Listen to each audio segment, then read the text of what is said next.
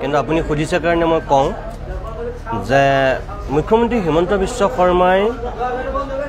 press ক্লাবৰ ইলেকশ্যনৰ পিছত ফটকা ফুটুৱাক লৈ যেটো কথা কৈছে তেখেতে গোকাত মিছা কথা কৈছে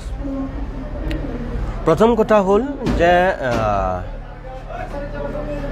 মই তেখেতক প্ৰত্যাহ্বান জনাইছোঁ তেখেতে যে কৈছে যে এজন এডিটৰে প্ৰথমে ফটকা ফুটাবলৈ সকলোকে মানা কৰিলে কিন্তু তাৰ পিছত তেখেতৰ হাউচটোৰ যেতিয়া মানুহ প্ৰেছ ক্লাবৰ নিৰ্বাচনত জয়ী হ'ল তেওঁ নিজেই বোমা ফুটাই দিলে মই তেখেতে প্ৰেছ মিটত সেই বক্তব্যটো কোৱা দেখিছোঁ কিন্তু মই কোনো ৰিয়েক্ট কৰা নাছিলোঁ এই কাৰণে যে অসমৰ মানুহ ইমান তেখেতে ভবাৰ দৰে বুৰ্বক নহয় মূৰ্খ নহয় আৰু তেখেতে কি চাতুৰ্যত সেই কথাটো কৈছে মই ভাবোঁ অসমৰ বিবেকবান মানুহে গম পায় তথাপিও মই আপোনালোকে সুধিছে কাৰণে মই কওঁ যে গুৱাহাটী প্ৰেছ ক্লাবত নিৰ্বাচনৰ ফলাফল ওলোৱাৰ দিনা যেতিয়া পিছৰ ফাললৈ কোনোবাই বোমা ফুটাইছিল মই তেতিয়া ভাবিছিলোঁ যে সাংবাদিক ইমান অধম হ'ব পাৰেনে ইমান নিধক হ'ব পাৰেনে কোন সাংবাদিকে এই কামটো কৰিছে মই নিজেও ভাবিছিলোঁ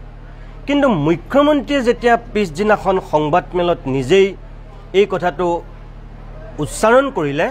তেতিয়াই আচল গুমৰ ফাকটো পৰিষ্কাৰ হৈ গ'ল সঁচা কথা ক'বলৈ গ'লে যে মুখ্যমন্ত্ৰীয়ে নোকোৱা হ'লে মই গম নাপালোহেঁতেন যে ইয়াৰ নেপথ্যত যে তেওঁ জড়িত হৈ আছিল বুলি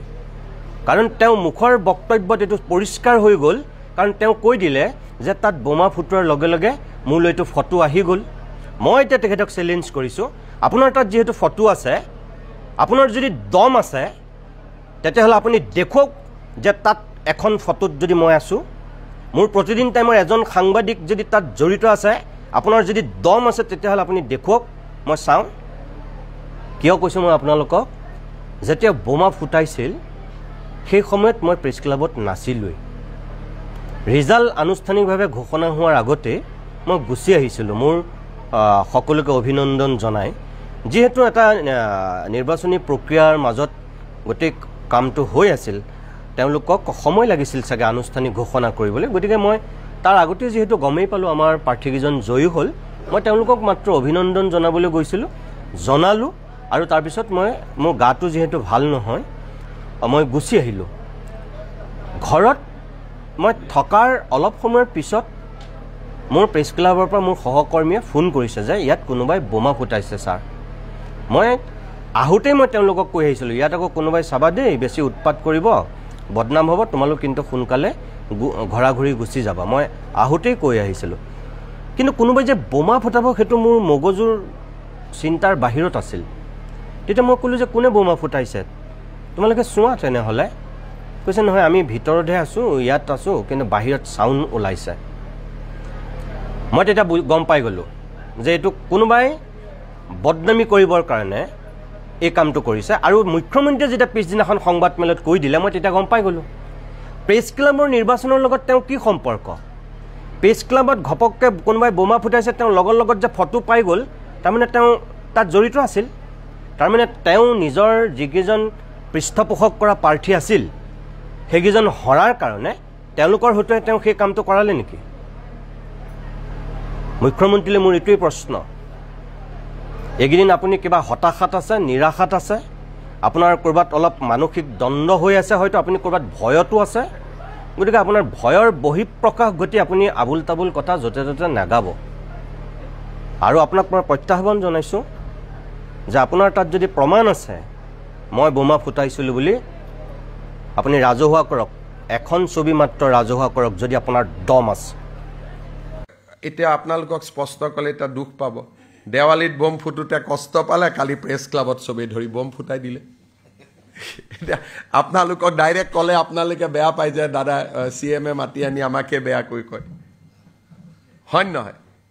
দেৱালীত বোম ফুটাওঁতে এজন এডিটৰে টিভি ষ্টুডিঅ'ত বহি ইমান তালাফাল কৰিলে তাৰ খঙতে পিছদিনা চবেই বুজাই দিলে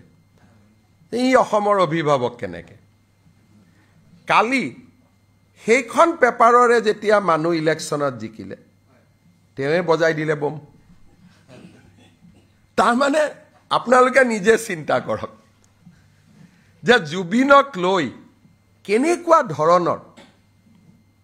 এটা সস্তীয়া পৰিৱেশ এটা অসমত নিৰ্মাণ কৰা হৈছে প্ৰথম দিনাখন হুলস্থুল কিয় বম ফুটালে ভাল কথা ফুটাব নালাগে মইতো কৈছিলোঁ অকল বৰপেটা মইতো বাকী একো কোৱাও নাছিলোঁ ফুটালে কালি গৈ প্ৰেছ ক্লাবৰ ইলেকশ্যনত তেওঁলোকৰ মানুহ জিকিলে বোলে দিলে বম ফুট